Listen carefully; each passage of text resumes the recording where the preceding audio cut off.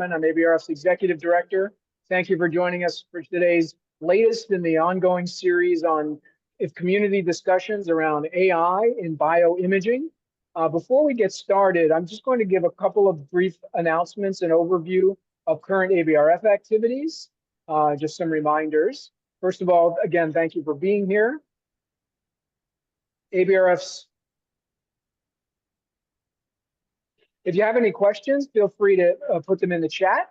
Also introduce yourself. It's always interesting and fun to see how far and wide folks are joining us from. If you have suggestions for future programs, please send those along to us by email.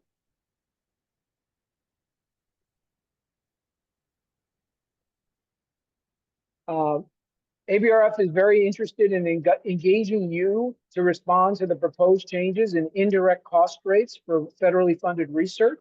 If you follow this QR code, you'll be able to send a personalized message to your members of Congress to speak up and tell them about how the proposed changes will impact the work that you're doing and the research that you're working on. This is critical to help us deliver the strong message that these changes will have extraordinary unintended consequences for the research ecosystem. So please help us in raising ABRF's voice to respond to this crisis. I hope many of you know that ABRF has recently updated its strategy. But for the next 3 years, we'll be focusing on these 4 strategic pillars: communicating the value and impact of shared research resources, otherwise known as core facilities, creating a vibrant and collaborative community, advancing professional development, and establishing standards of excellence. There are volunteer task forces that are being created to allow you to contribute and participate to each of these areas. So feel free to reach out to us if you have ideas, suggestions, and ways and you'd like to contribute to those conversations. And this is just another summary of how we're moving forward with an updated vision and mission for ABRF to pursue these 4 goals over the next 3 years. ABRF chapter events fill the calendar in the fall. Here's a quick overview of the map of those events for the remainder of the year. The chapter meetings are terrific ways for you to connect with local colleagues in your region, also with commercial partners that are working in your area, to provide them feedback and learn more about the technology roadmaps that they're developing. And of course, to hear more about the latest developments in the technology, the research, and the management of core facilities. So you can find the chapter nearest to you. Registration is open for nearly all of these chapter events for the remainder of the year. And here are just some more quick details about our first chapter meeting for this year, the Southeast region, which will be meeting in Tampa next month. You can scan the QR code to register. As you can see, registration is complimentary for all academic attendees attending the Southeast region meeting. We'll just go through these quickly. These are just some highlights of each of the meetings that are coming up for the rest of this year. In some cases, registration isn't quite available yet, but will be available shortly. For example, with SC3, I think they've settled in on Dallas and they're finalizing the date details there. And then you can finish the year in Madison, Wisconsin with the Midwest chapter. For those of you who were able to join us for the annual meeting, or perhaps you weren't able to join us, you can now access the recorded content and presentations from the meeting. If perhaps you were in one room but really wished you could have been seeing the session and going on at the same time in another room, you now have access to that content as well at the link here on the screen, all available through the ABRF website as well.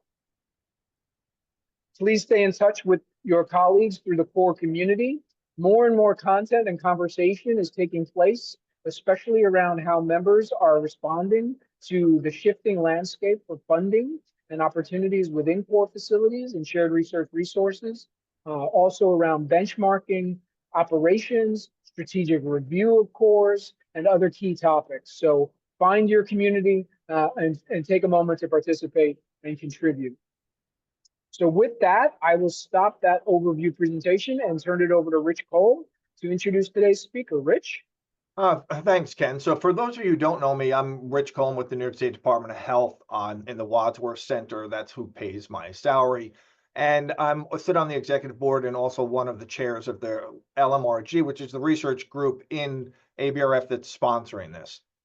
So before David starts, just some housekeeping notes, and just so that everyone knows what to expect, because these couple of series or months are going to be a little bit different than people that had participated last year. So one of the reasons we're doing this is we held this mini workshop during the ABRF meeting, and we only had seats really for 20. It was the only way to make it possible. We had over 100 people apply. So we thought to reach a broader audience, we're going to kind of repeat this.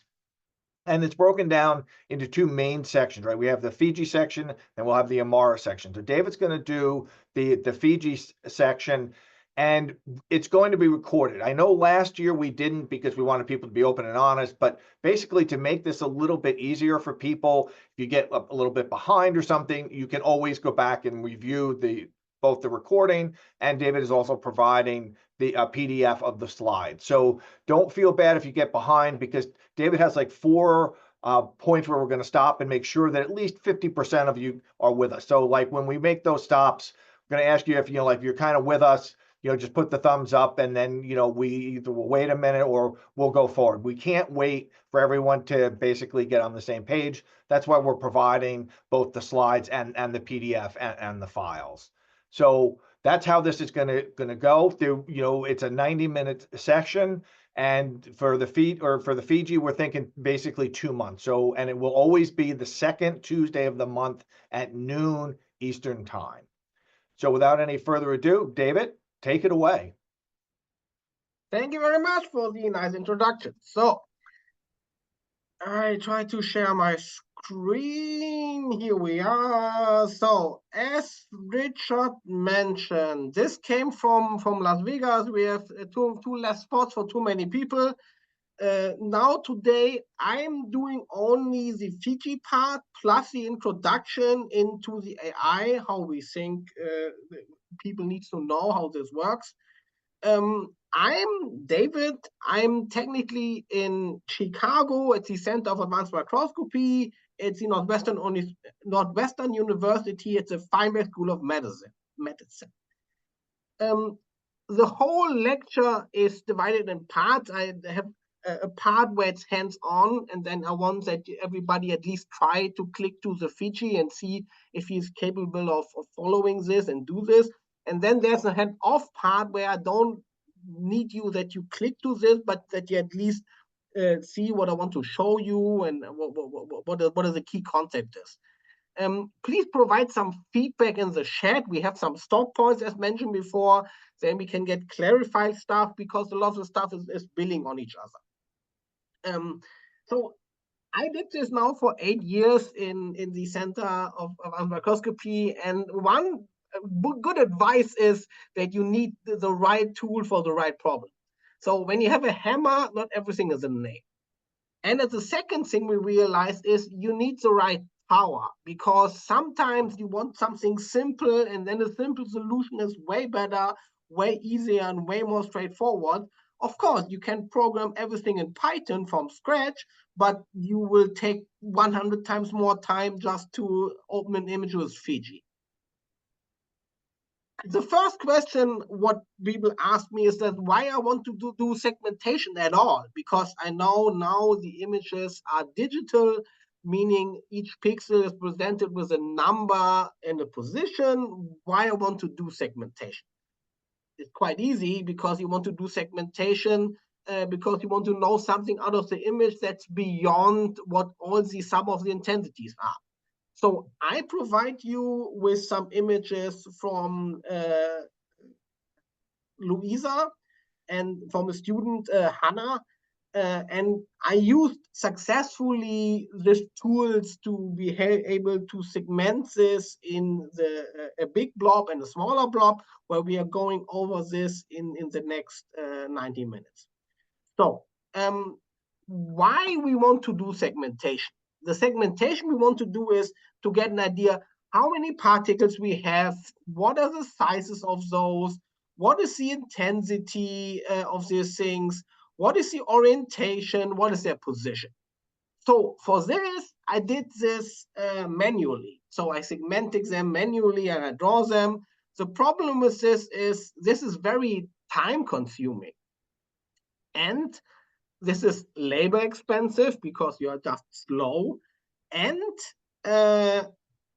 it's operating dependent. So meaning when you have a different person who's doing this, you get different results. That's not ideal. So technically what we want to do is we want to have the segmentation done by the intensities. So that's the easiest way how to address it. So you say, okay, I don't care about the image. I just want where the intensities are. And the easiest way to get the intensities on the right-hand side, you see just a profile to this, to get the position of the intensity local maximas. So in this case, I have two maximas in here because there are these two dots, but I can do this for the whole image. So the easiest way to think about this is to segment your cells by just finding local maxima. The next will be that you're not interested so much how many particles you have because you're assuming they're getting bigger and smaller. And by this, then you want the shape of the object. You do this by thresholding. So you set normally an intensity level, in this case 300. Over 300, it's positive, and under 300 is negative. And then you get a threshold map of your objects, and then you just have to count how many pixels are positive versus how many are negative. I put my first top shine here and asked then, okay, this is pretty clear for now because we in the next moment we move up to the hands-on part. So right now, no question. So please make some thumbs up that I can see that I didn't lose everybody already. So can I move on? Yes, I think move on. Okay, move on. Okay. So this is now the hands-on part. So everybody should be able to download Fiji and see this on your screen. So we have Fiji up here, and Fiji contains of a menu bar, a toolbar, a status bar, and a search window.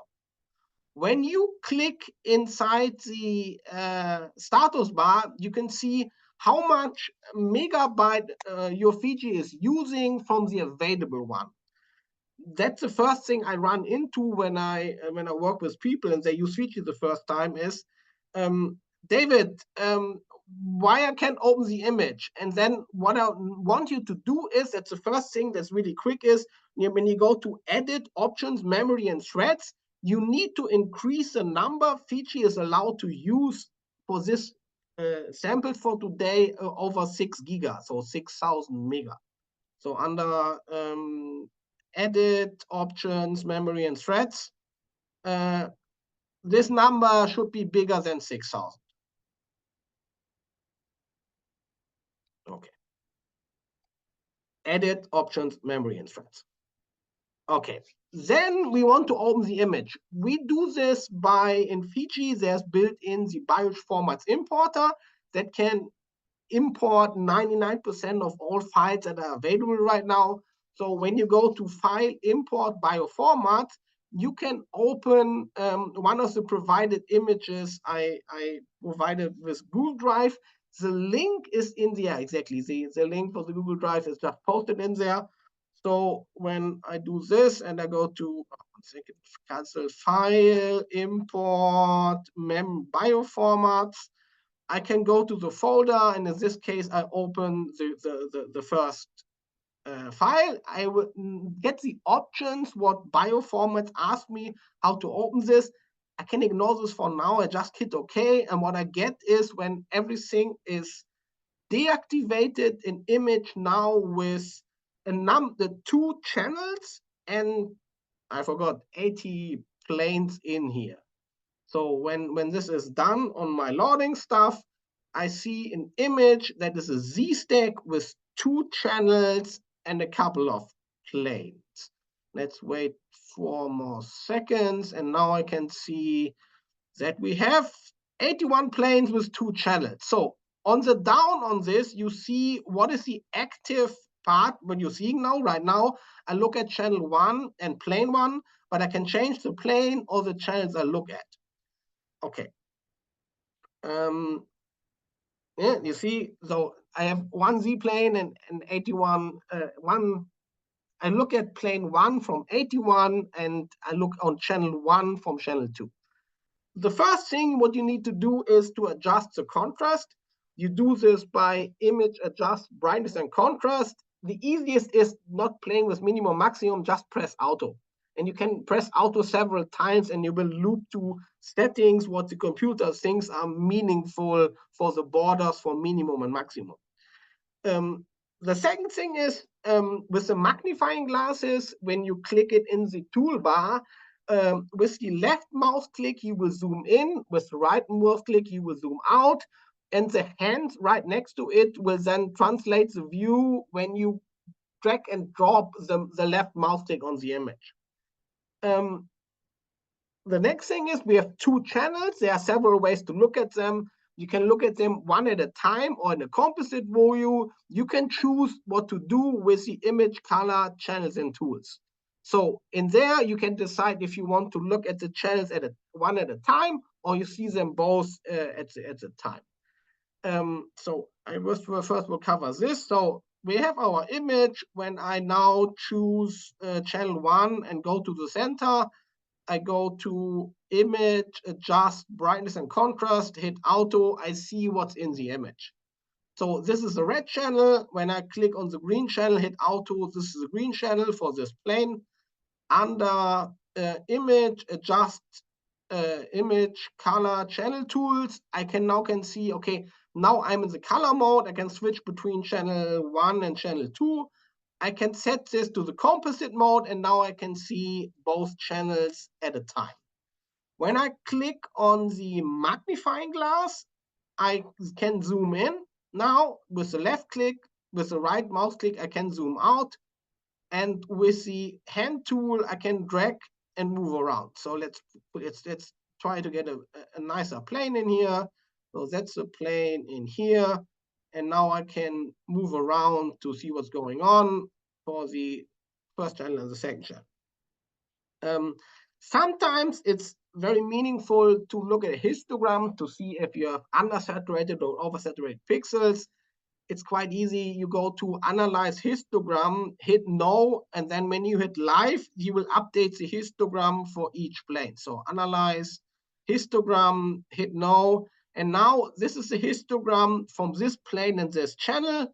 When I hit hog live, I can now see when I go over Z how the histogram is changing. And I can change the color to the green one and see what is my histogram in the green and in the red.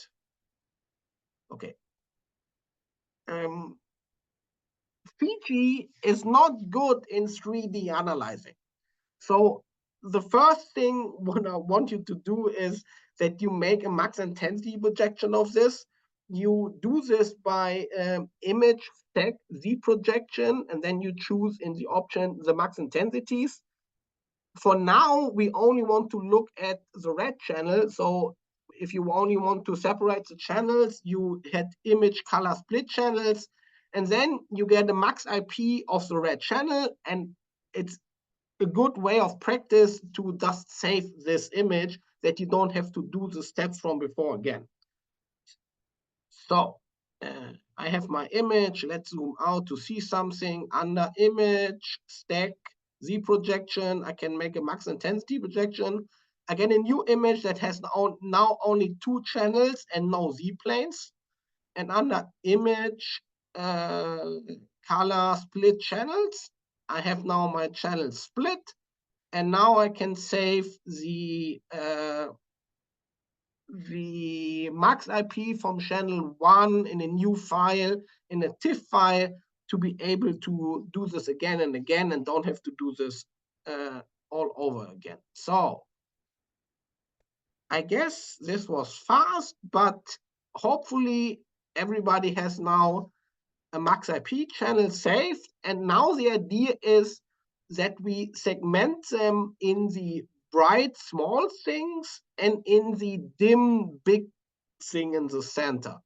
So the idea is that we want the distance from the small ones, or the overlap from the small ones to the big one. We want to see how far the small ones getting away from the big one in the center.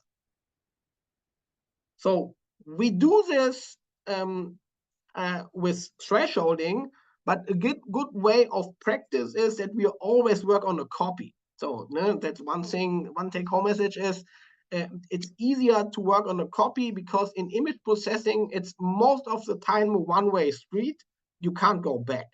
Meaning, I hit image duplicate, duplicate all the time to do this. So everybody has this, and to make sure that we don't screw this up, under image duplicate, I get a duplicate. Okay. Under image adjust threshold, now we can set the threshold. So technically what we want to do now is we want to set a threshold that we are at one image see the small ones, and in the other image we see the big one. And this is exactly where I want you that you play with this, because you will realize no matter what you do, you will never get this perfect in here. But I want that you see the experience is what's the advantage and disadvantage of the simplest way of thresholding is. So for the thresholding, we get a binary image when you hit apply. But what I want you to do is that you try this now for the image. So in this case, let's say on the right-hand side, I want the small ones. So when I hit image, adjust threshold, I can try to, let's make this black and white. I can try to limit it that I only can see the bright ones, the small ones, and I get this as a binary image. Or I can try to do this to catch only the big one in here like this. So the fundamental idea is that we get two images in here that are reflecting the bright blob in the center, or the small dim one that are in the center and surrounding them. So that's the idea is this. So the last thing before I let you play a little more is, right now we have produced our binary images, but technically you are not interested so much in the binary images. You want region of interest. So we have to convert our binary image to region of interest. We do this by by this. So we want to do this. We do this by analyze particles. The main information is that you have to click add to manager, and then you will get all ROIs in the image that are covered by a binary into a list in the ROI manager. So I will show you real quick what that means.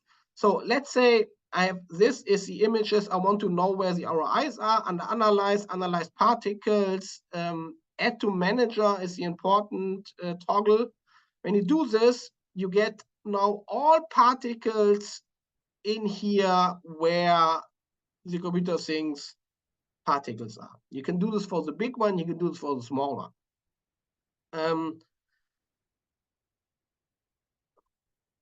So now you think about to measure stuff in here. When you go to analyze, set measurements, you can set the measurements what you want to measure. For now, we just keep area in there. And when you now hit the measure buttons in the ROI manager, you will measure this. So when I go to analyze, set measurements, and I hit only area, and the other ones I deactivate. When I hit measurements in here, I get the area for each of them in the image. The same is with intensities or other features you can measure in here. To do this, like center of mass, perimeter, whatsoever. But this is how you would measure stuff in ROIs that were extracted from the binary map, and the binary map was generated through the simplest ways of thresholding. That's the next stop sign, but I guess we need a little bit more time that you click once through and ask some questions where you were stopped. Let's go on the chat, there's no question. So let's spend whatever 4 minutes on this and then see if at least some people are capable of following this. So the idea is that you now get a list, for example, for all the small ones and the errors in here. So this would be the first approach of solving this with just thresholding. And what you see here, and this is not so bad, but he's missing the dim ones that are clearly stuff you want to include. And he did some mistakes in fusing stuff together that are bright ones, right? So most likely this thing here is, this thing here is mostly 3 ones. You see, so this is mostly, these are 3, these are 2 and stuff. So you get some errors in here by the simple method, but the simple method is, when the problem is simple, most likely very powerful and very straightforward. So any question on this, and please raise hands if you are capable of following this.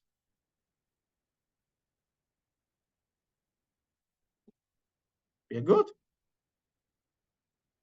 No question. No, so the question is if we need ROIs for each of them. That's totally true. So right now, there's no classes easy implemented in Fiji. What you will have is, you have one ROI list from the small ones and one ROI list from the big ones. That's how Fiji now right now is functioning. So you can save the ROI lists in the ROI manager. So when I go to tools, ROI manager, I can save this list, and technically you will have a list for the big one and you have a list for the small one. In the case of the big one, let's try to do this real quick. So this is the list of the small ones. Just repeat this, discard this for the big one. That's a big one. And when I pump this to the ROI manager, what you will see is I get all the small ones, but technically when you filter out only the big one, the big one will be the only one in the image, right? So let's try to do this again. Analyze particles, exclude holes. Let's make it, I throw away everything smaller than 400. That's not good enough. Analyze particles, 4,000.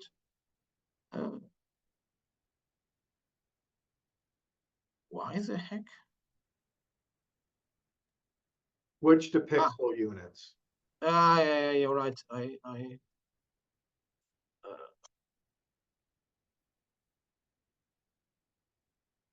Why the heck? Why?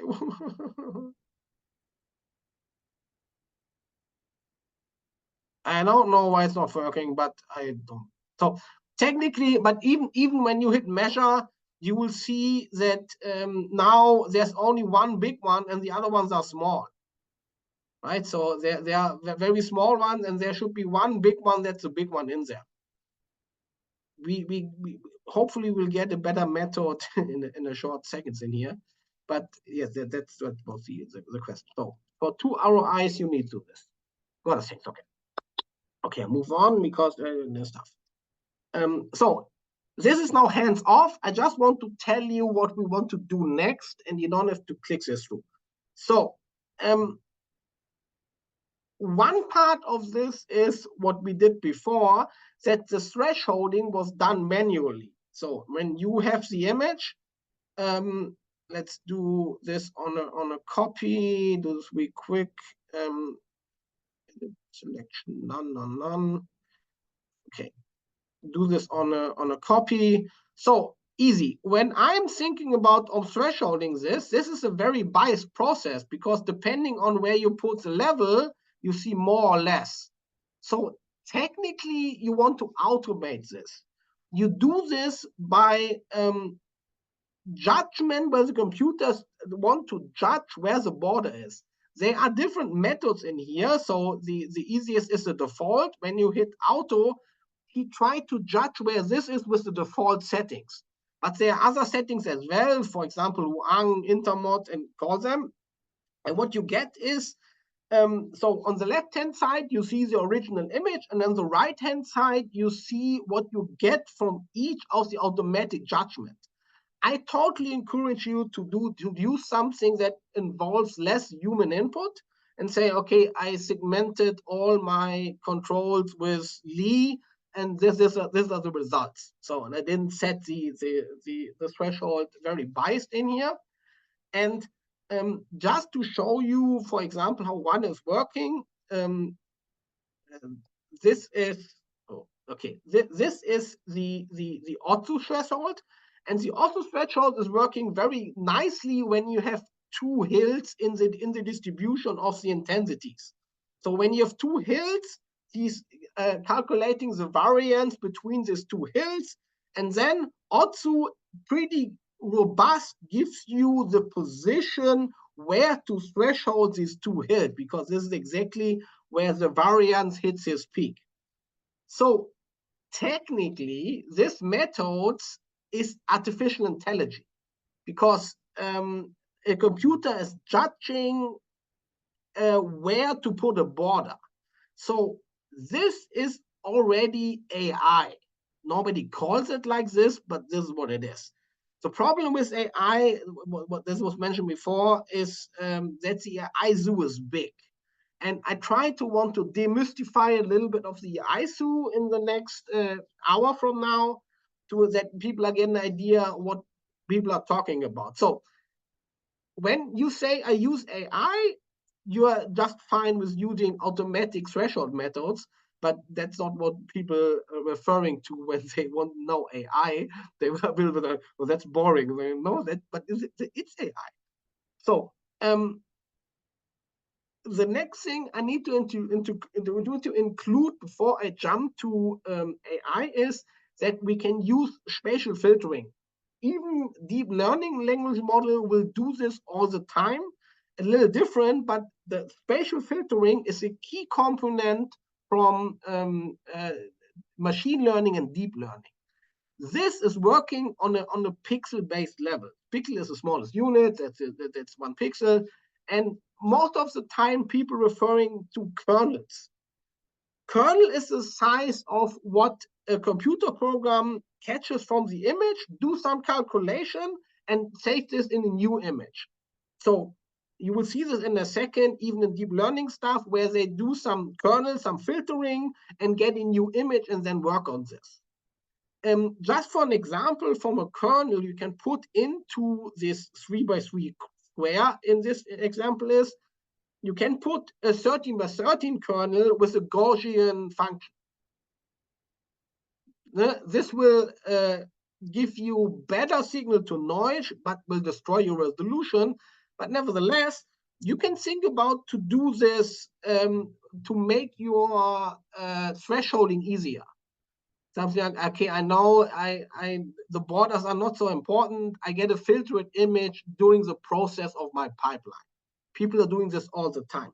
But now people are inventing machine learning and deep learning, and they use this to their advantage.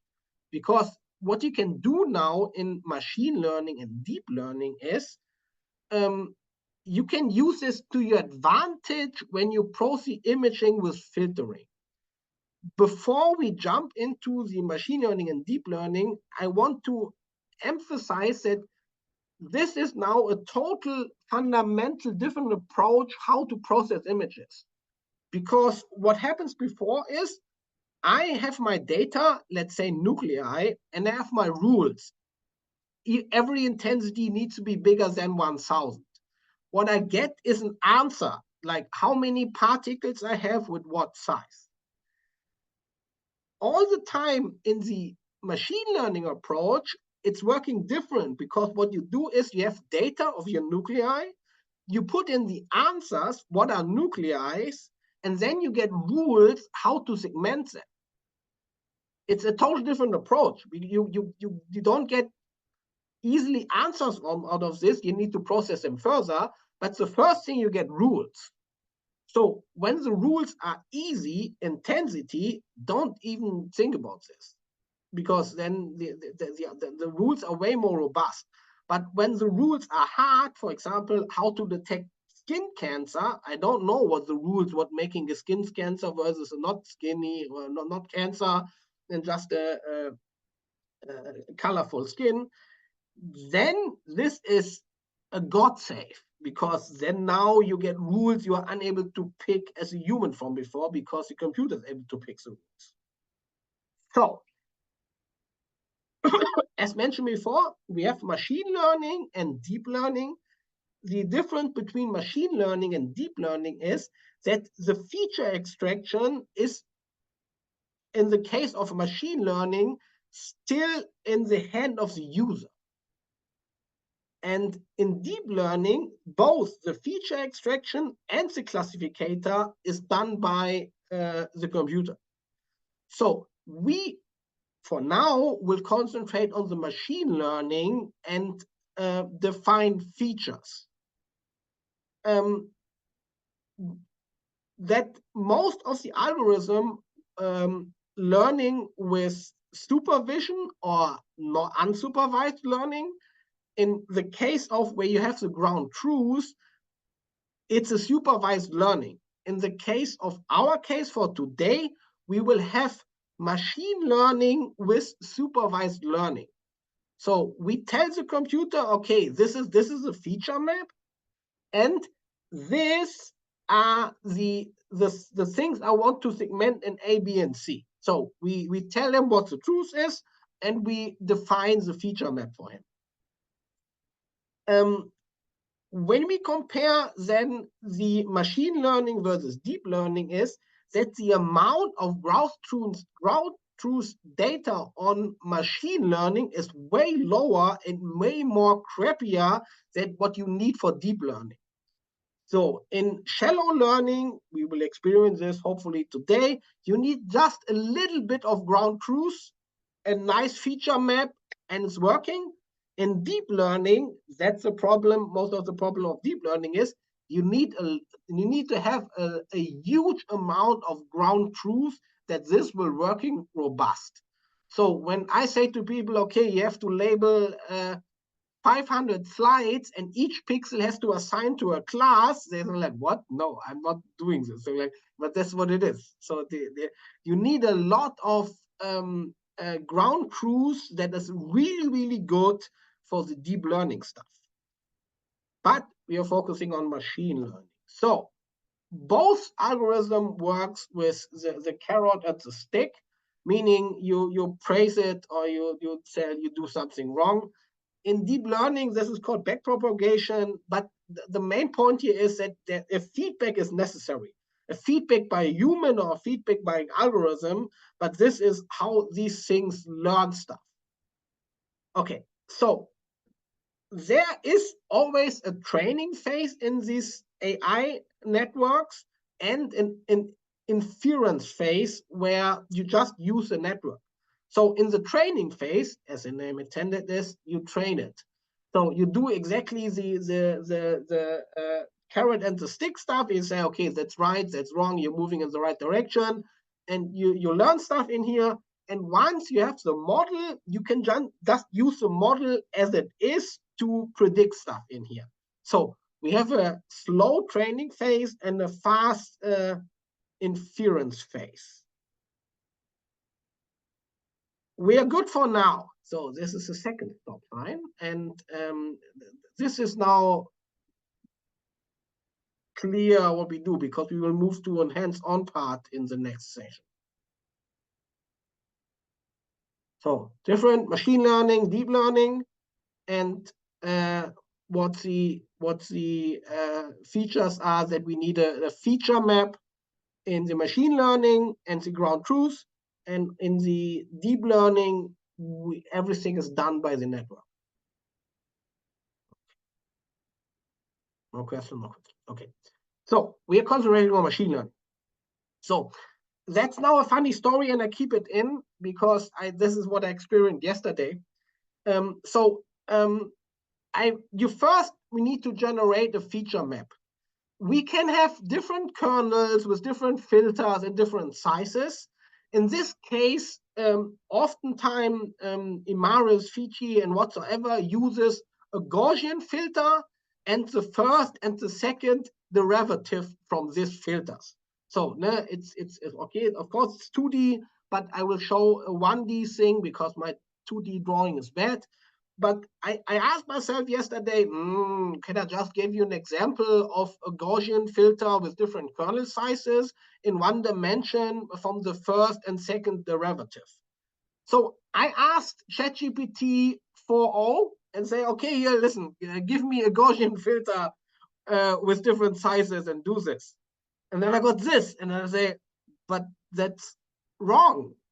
The first should be way more cornery. So the Gaussian filter with one kernel size should be way more cornery. What's going on here?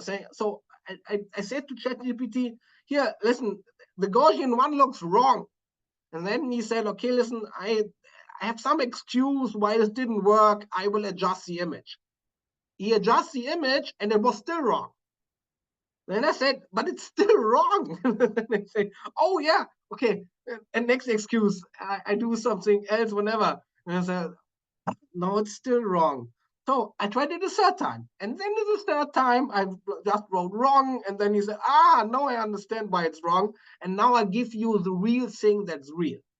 So the take-home message is that you need to ask an AI network at least 3 times that you get it right. No, I'm kidding.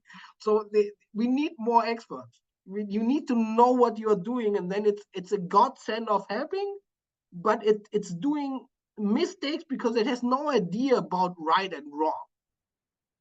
Right? So that's enough. So back to the original story. We need a feature map. We now do this on the feature map.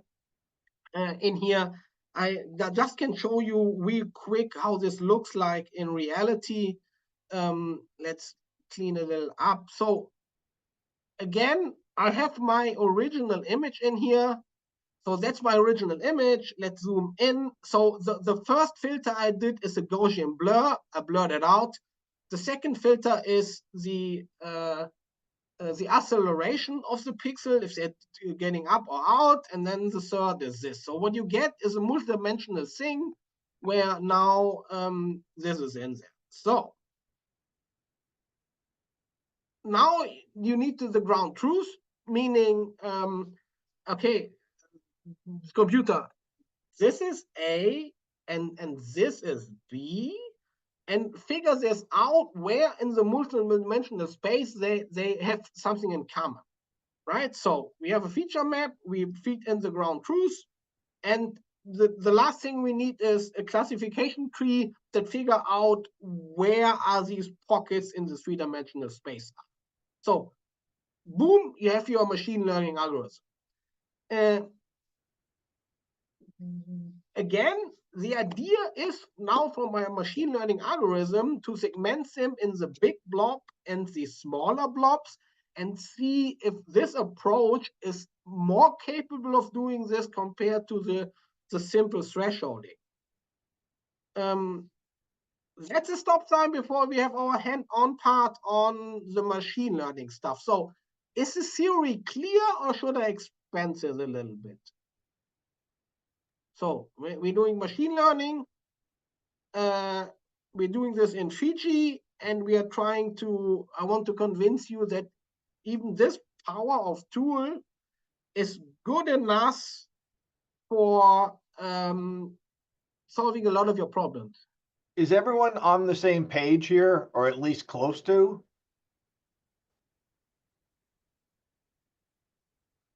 Because I know some people probably haven't thought about the first and second derivative of the Gaussian. But if we're all good, okay. we'll So the question in the chat was, what are the Gaussian, and then the two others. The two others are the first derivative and the second derivative. And technically, the reason why I picked them is, for example, Imaris and other people are using only this three. I will show you in a second what other filters are, because in Fiji, in a more complex program, you can choose what filters. But in a lot of commercial software, they don't tell, or they don't give you the option, right? So when you have an Imaris, and they're like, no, this is what it is, eat or die, right? So there's this in Fiji and other programs, you have more choice in here. So this is now the hands-on time, and that is very, very good, because we have a lot of time, and I want that you experience this and play a little bit with this. So when we work on our MaxIP, or on the image that we call our MaxIP, please open this, the saved file. And now you can go to plugins, LabKit, open current image with LabKit. What you would see now is that he's opening the image. And LabKit is doing exactly this way, now gives you the option to define the ground truth. When you hit on auto contrast, you can see something, and then it's on you that every pixel now gets assigned into a class. So there's no pixel that's unclassified. But in the case is you choose either the big one or the small ones, and then defining with just the drawing tool what is this class and what's the other class. When you then hit under segmentation, the small little arrow, you can calculate the machine learning out of this. What you will see when you click on the ratchet is exactly what filters he's using for this. I will show you in a second. But when you hit the play button, you see exactly this. So what you will see is the first round of where the computer is doing this for you. And then I call this now, it's the punishing mode, because now you want to flip the one of current image with LabKit. There's only one LabKit plugins, but I guess it's current image. Okay. But now you're in the punishing. Okay, let's do this on my screen. Then you see this. So we have our image. Let's open the MaxIP I saved somewhere. Okay. Analyze, tools, plugins, LabKit, open current image with LabKit. So now you see this image. Yeah, Ben. Not so. Ben asked how I get the second and the third derivative of the Gaussian. The answer is you don't. Technically, you subtract one filter version, one filter kernel size from the other filter kernel size. So this is how I got this. Without adding special plugins in here, it can't do this out of the box. But in my LabKit, I hit now auto contrast, and under background in the labeling stuff, I say I label this is the background and this is the foreground, what I want to put this here. When I hit LabKit classifier under the ratchet, because people asking this, you see what filters he's using for this. So the Gaussian blur is the first order, the difference of Gaussian is the second order, and the Gaussian of gradient magnitude is the third order. But in addition, in Fiji, the standard one is the Laplacian and the Hessian matrix. But you can have as many filters as you want when you have an idea how they work and what are the features you want to set on. For example, a minimum and a maximum filter makes sense when the most common feature to distinguish between A and B is minimum and maximum. But for now, I keep the sigmas from 1 to 8.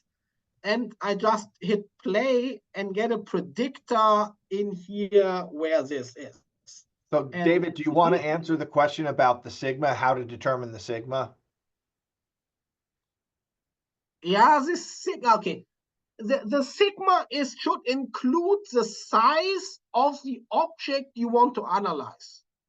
So when the size of the object is let's say 30 pixels, you want that the sizes of the sigma include 30 pixels. So in Imaris, for example, they use exactly the number I have in the example, unto 32. So they use 2, 4, 8, 16, 32 as filters. You can't change them, but in LabKit, you can make them bigger and smaller. But in this case, okay, I now can see the image on the small ones, and I can zoom in and say, okay, listen, that's right, but you missed this one. This one is a thing as right. And again, I call this punishing mode. I don't want to put in more from the same. I want to put in, I want to flip classes in the right class. So right now he's saying this is blue, but this is red. So I do this and then I train it again. And now what I see is it's getting much better. Right? So I only did very rough, very 2 of them and see if this is now catching most of them. Perfect. So I want that you do this for the small ones and the big ones. And then I show you in 5 minutes how to get data out of this. So you can save the rules from this with segment save classifier. So the classifier are the rules. So when you have 5 million images and you do the training, you have to do training only once, and then you can use the interference by just using the same model again and again. In this case, it's called classifier. So you can save the classifier, you can open the classifier, but you can do this then for both, for the big one and the smaller. So to get data out of this, I guess the easiest is to go to show segmentation results in ImageJ. So what you will get now is a map of a binary where this is the segmentation.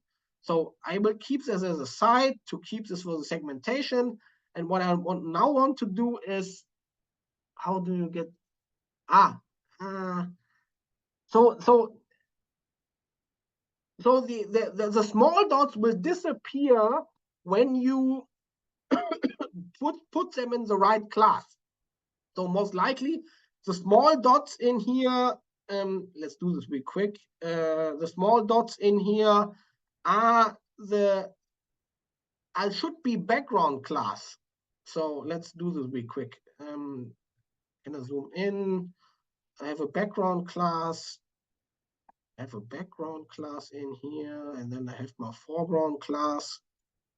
And then I train this. And what people are saying is, let's say for an argument, you don't like this small dot here. So I guess the easiest way to get rid of this is to just punish this to the background class and then train it again. And what happens is that the small one will disappear.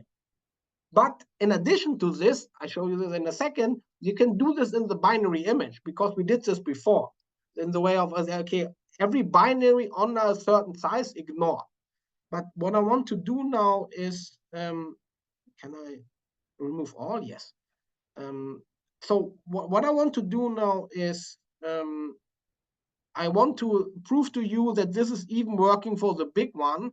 And this didn't work very well for the big one with the thresholding, because in the thresholding, the computer always makes the edges very fuzzy. So let's prove this to you that this is the big one and this is the background.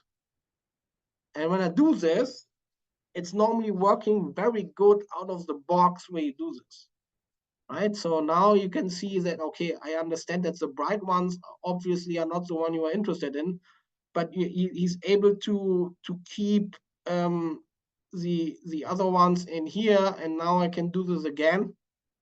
And I see that the bright one is in here. So what you will see here in now, you have the opposite problem. We have the small ones in here and the big ones. I can do the same thing. I can show segment results in Fiji, and now I have two maps in here. So the only problem for now is, when I remember right, is exactly once you are happy with the segmentation, the problem is, you can save the classifier, that the segmentation is not a binary image. So to get from the segmentation to a binary image, you have to do the process that we did before with the image adjust threshold. You have to only do it once, and because there are only 0 and 1s in here, the level is very clear, but you have to do it at least once to get a binary image that the computer likes as a binary image. But So David, remind them too that the more that they train, the better this will get, right? Because what I don't want people to walk away from this is thinking that, well, if you just train it, twice, it's going to be great. It really depends on your sample, but the more you train it, the better it will get. yeah, so my advice is to people to try to do 10 rounds. So I will call this the first round. Then you do this and this, and then you get an idea. And now you say, okay, that's not perfect. Let's correct this in the pushing the stuff, pushing pixels in the right class. When you do this again, you get a better image. And now you say, okay, but you fused this together. So technically, in here, there's a small little thing that is background, and you do this. So the idea is that you get this to 80–90% compared to a human who will annotate this. When you are at 80–90%, it's most likely not getting better, it's only getting worse after this. But normally this thing is working pretty robust for samples where exactly the informations, how are your surroundings, is taking into account if you're an object or not. So this is taking into account if you are part of a line, what is how granular your surrounding is. What is the average intensities of your surrounding? Are you have an edge? And what was the other one? Laplacian. So the Hessian is the edge. Laplacian is how your slope is compared to the background. So this is very, very powerful, and it's working out of the box, and it's now everywhere. Okay. Train on multiple images. Yeah, right now, you can have a Z stack in here that you can treat as a Z stack. And then you can do this. The problem with this is that the calculation time goes up, and you don't know exactly from what image it takes what information. I found it sometimes easier for people when they save the classifier, open a second image, load the classifier, and then modify the classifier. So you will do the training on not 3 at the same time. You will do this one after the other. But yes, so technically this is made for Z stacks already. But when you keep these stacks separate like time points, you can do this on 3 images. Okay, where we are. Yeah, so to get this into particles, you have to, on the binary image, you go to analyze particles. And of course, I throwed away the original thresholding stuff. Let me do this real quick. Image adjust threshold. Let's say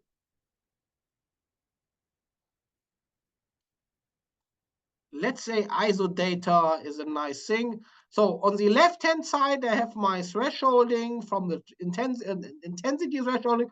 On the right-hand side, I have LabKit. So when I analyze these things and add to manager,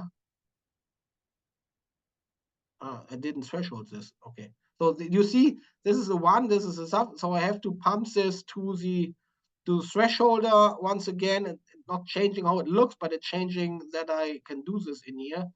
So, analyze particles.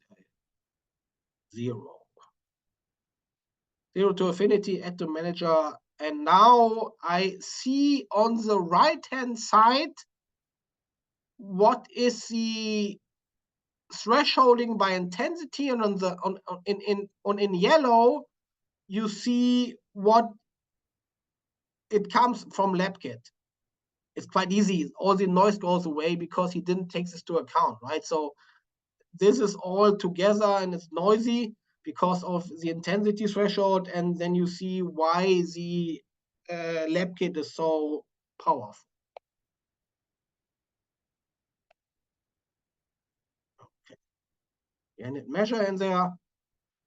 Next stop sign, and I guess we are pretty fast, or we can spend a little bit of time in here because we before we wrap this up.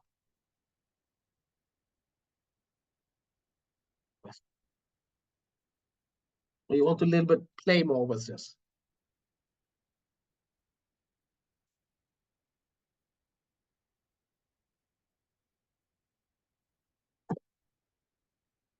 Okay. One sum up. Out of 35. Okay.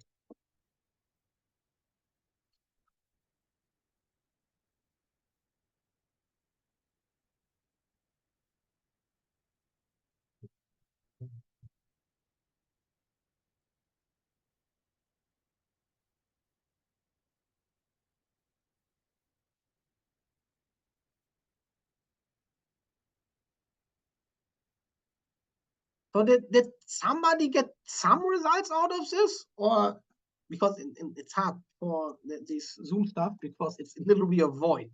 Okay, no idea.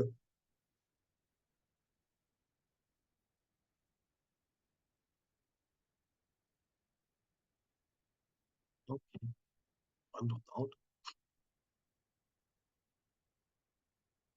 What did you do?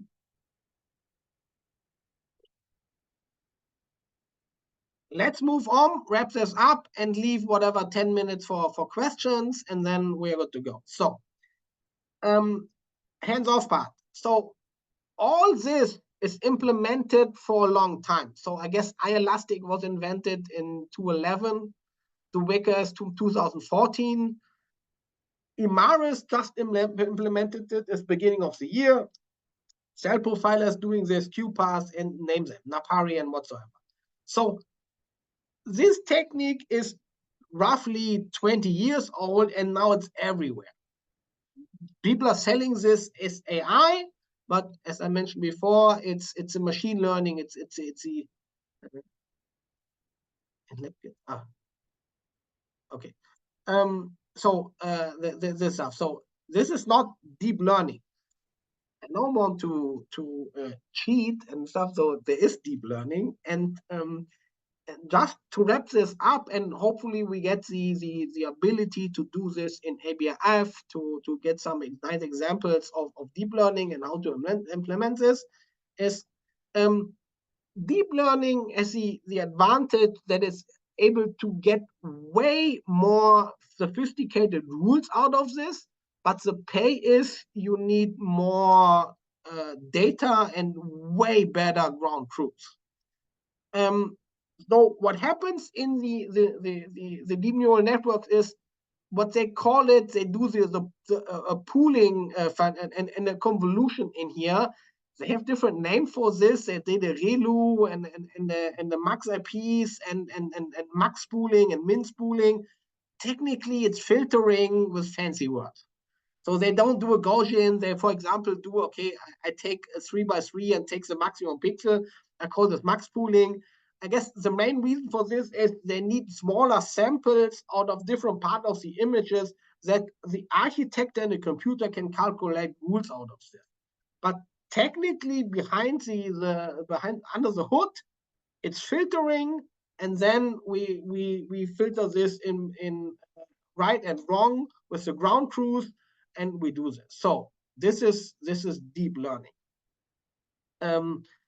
Most of the time when you now have deep learning, you are going to be using just the model somebody provides you.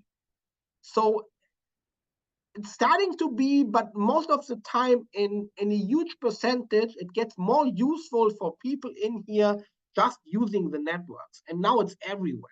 So in the Nikon world, there are AI denoise, AI segment, AI whatever. And in Zeiss, there's AI find, they can find your samples because they program this. So pre-configured networks are not only on the commercial side, most of them are available for you in here. For example, there's the care or the noise to void in Fiji.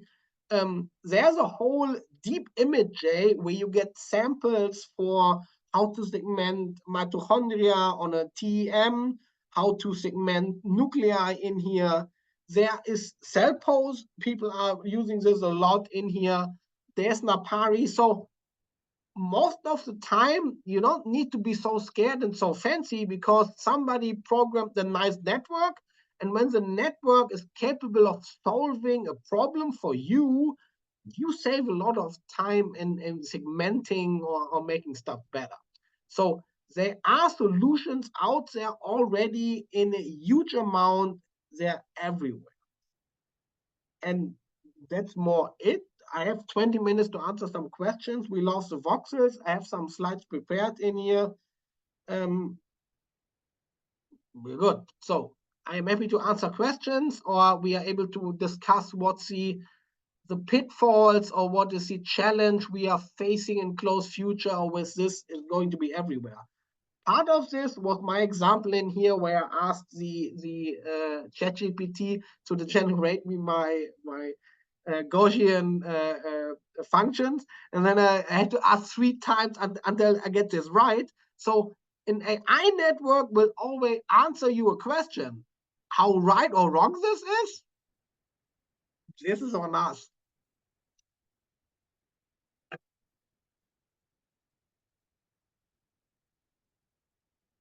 All right, David, thank you. And hopefully everyone followed along. And if you did miss a step or you got a little bit behind, remember that there's going to be the slides and the recording of this available. So I'll ask you, David, one of the questions I get asked a lot is, how on earth do you know which network to pick, right? So, I mean, there's a whole host of networks out there. And how do you go about selecting which one to use? So I guess it's a two-split question. The first question is what network already trained and what network to train. What network to train? I'm not working in the field, so I trust what people are saying. Okay, this deconvolution worked good with imaging, segmentation, and stuff. Then I use the same thing because I just follow this along. But on the way of that it's working, the most important part is here that they train it on the same samples you are feeding in there. So when they have images that are different from your images, is going to fail. And when their ground truth is different from your ground truth because you want to segment something else, it's going to fail. But oftentimes, for example, in the research is you have DAPI. DAPI is the same everywhere. So when a lot of the solutions of we got this example for StarDist and stuff, segmenting cells in cell pose and StarDist is now very solid and working out of the box because the labels are all the same. It's like, no, you don't understand. So an actin phalloidine stain and a DAPI stain looks the same here and on the other side of the world. And this stuff is that. But when you have a protein for segmenting a very rare protein out, you are done on your own and program your own, train your own deep learning network with networks that are available. But it's hard to get an easy solution out to pick what to choose. Okay, moving on here. Can you? This is out of the chat, and then we'll go to the person who has their hand up. Can you speak a bit more about segmenting the mitochondria and the TEM images? Would you recommend we try? What would you recommend we try first? the deep imaging zoo. So let me I have this 1 second. This one. So there is the bioimaging model zoos out there, and there are segmentations out there, and a lot of them are placed exactly for this. So when you have been told, you see this already, mitochondria NAM segmentation. So I had huge success with just using networks somebody provided beforehand, and then the deep bioimaging zoo provides nice networks that works out of the box. Okay. ReLU is a little bit tough. So okay. Okay, I didn't have slides for this, but we can comment on this, I guess. I didn't have slides for this. Okay. Okay. This stuff is working with neurons, right? And neurons have networks. Ah, here, this one. Where's my, yeah, here. There's a neuron. So on the right-hand side, you see the stuff here in full connected layers. And the ReLU is the function that activates neuron in here. So what you know from biology is you have an activation potential in neurons. So under a certain voltage, nothing happens. When you just jump out of the voltage, the neurons are firing. ReLU is doing the same. So a ReLU function is nothing, nothing, nothing, and then it's firing. So it's the same idea in this. So people who start to invent these neural networks first was an idea how to copy how our brain is working. And then they come up with the ReLU function, and they say, okay, we need an activation potential. So in the way of, okay, there's a long time nothing happens, and then you're firing. But what I can show you, I put this in the document I have. There's the deep neural playground where you can get different functions and different layers and see what they do. So that would be the next question. What network and what activation function you use to go deeper into the rabbit hole? Okay. So, okay. Somebody had their hand up and I lost it. If you can either put your question in the chat or just ask. Just ask. Or if somebody else caught who it was, it disappeared.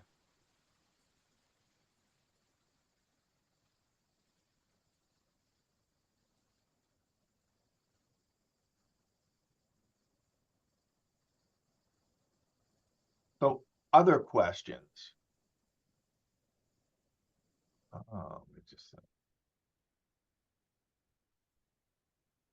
Okay, it looks like they logged off. Jen is saying. Okay. So I take my 50 minutes in here to talk about something else because I found this interesting. One thing. Let's see if I can find. Hang on, they put it in the chat. I guess to choose what people to do is compare various models in terms of performance. It's also very important that you select your model based on what you're trying to analyze, that it was trained on that. Yes. If not, things are going to really run off the rails. So just to repeat this again, what Richard is saying is, your image needs to be the same, and the ground truth, what they put in there is the same. So when one of them is different, you're screwed, because what you get an answer like all the time, but the answer is not reflecting what you want. Okay. So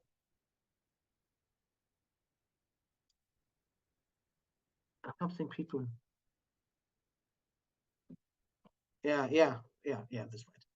So I just want to bring this to your attention because I find this very interesting, and I see a lot of problems in this. For example, in what we do a lot in medicine, we do that we scrape off what patients it is. So that you can't identify patients. So these networks are curious to taking shortcuts. And there's one article last year coming out that they saw that the deep neural network doing shortcuts in imaging. In particular, this imaging was from knees. So they put a knee with X-rays, and they got X-rays of knees. Okay, can I train a network on this? So the easiest way to think about this, yes, can a network, a deep neural network, decide upon what sex, what race, what site, what ages is? What site is mean what machine recorded this and made this easier to see this. So it's easy to identify what sex it is because it looks like that males have whatever bigger knees and whatsoever. So on the bone structure, you can justify easy. What race? That's even way harder. If you are a white male or something else, that's hard to predict on X-rays of knees. The site were pretty able to do this. Even the producers of this application tried to blind it. So they cut out all the same amount of pixels. They normalize the intensity from 0 to 1. But then there needs only be one dead pixel in one machine, and then he's able to say, okay, that's from this hospital. The age is a different thing. So everybody agrees that, okay, this makes sense, right? But then they ask the network if he's able to predict if you are eating fried beans or you drink beer. And the network were capable of doing this. So something like, what, how?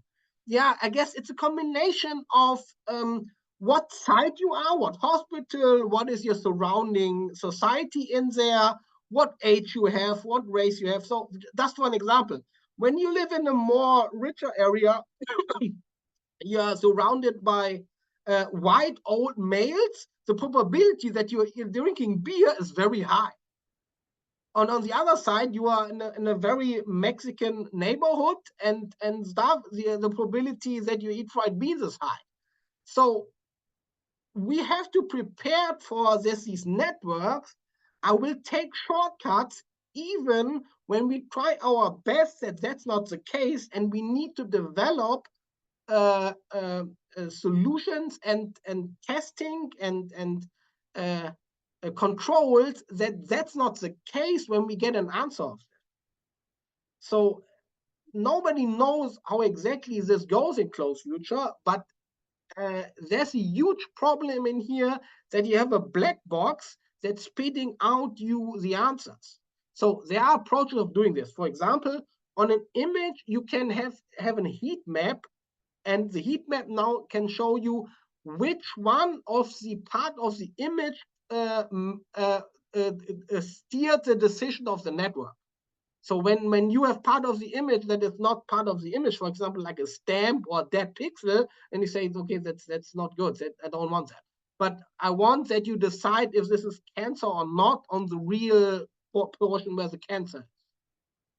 Right? So we have to be prepared that especially these deep neural networks, I will take shortcuts no matter what, because this is what they do. They try to find patterns and rules, and when the easiest rule is a watermark in the image, he will decide on the watermark no matter what's in the image.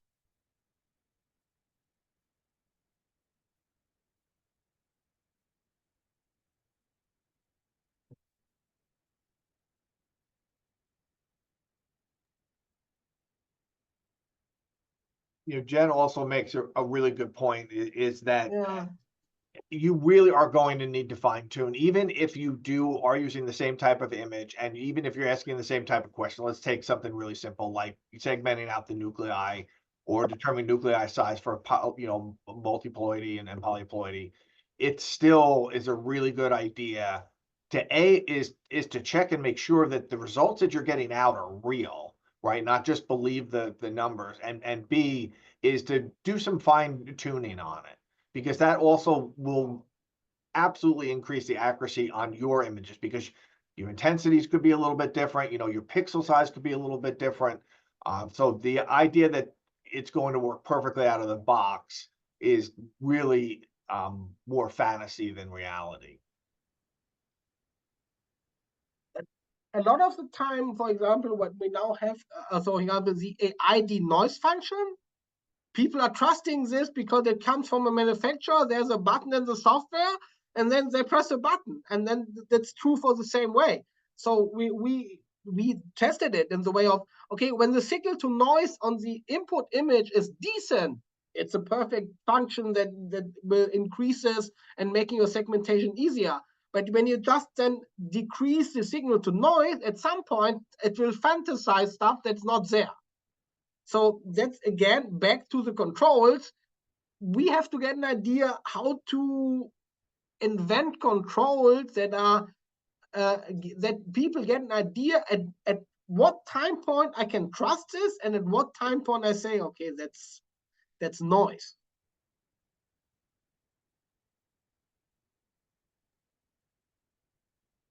I'll show my age here, and this feels a lot like when we were first starting to do deconvolution, right? I mean, people would just put stuff in there and then just take the results that came out with really not having a back of the envelope, yeah, this is real, or that can't possibly be true. And it will get better with time, but it's still, you need to do your due diligence, you need to have your controls, and you need to have your reasonability.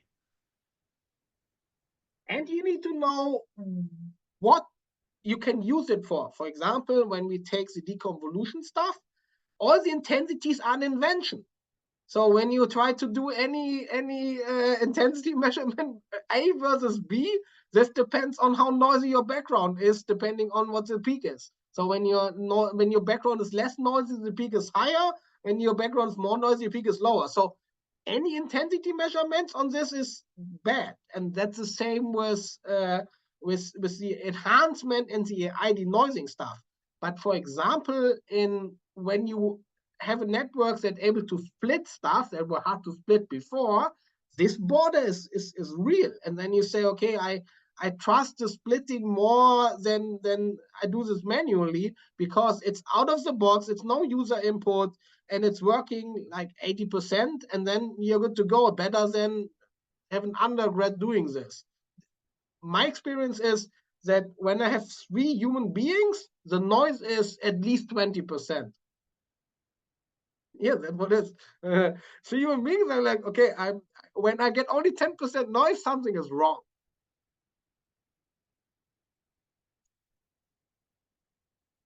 So technically, we can wrap this up. So we will repeat this in a month, and then Richard, you said this. We're going on with more topics that are specific on this.